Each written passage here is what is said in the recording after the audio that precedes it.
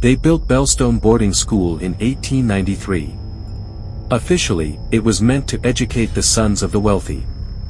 Unofficially, it was a sanctuary, not for children, but for something older. Something hungry. The land was wrong. Locals said the soil bled when you cut into it. Animals wouldn't go near.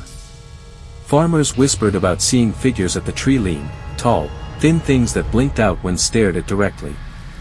But the money behind Bellstone was too heavy. It crushed doubt. It bought silence. The first class entered the school with bright eyes and polished shoes. Half of them never left. The records were altered. Death certificates were faked. The townspeople played along because they knew, better a few rich children lost than the whole town swallowed. Decades passed. The school grew.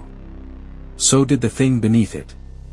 In 1952, a group of boys dared each other to explore the basement after midnight. They never made it back. All that was found was a single shoe, still warm to the touch, and the outline of a handprint burned into the stone floor, a hand far too large to belong to any human. By 1978, whispers filled the town. Strange sounds floated through the night, low chanting, metal scraping on stone, wet breathing just outside bedroom windows. Some said they saw former students walking the streets, students who should have been dead for decades. Their faces were wrong. Too smooth. Too wide. Smiling when they shouldn't. Bellstone was shut down in 1981. No official reason given. But the night before it closed, the entire senior class, 23 students, vanished without a trace. Their dorm rooms were found empty, beds neatly made, windows wide open to the black woods beyond. The building was abandoned. Boarded up. Forgotten. Until Ethan Cole. In 2007, Ethan, a construction worker, was hired to survey Bellstone for demolition. He was a big man. Tough. The kind who didn't scare easily. But the things he saw broke him. He spoke only once, to a local journalist, in a dive bar stinking of whiskey and regret.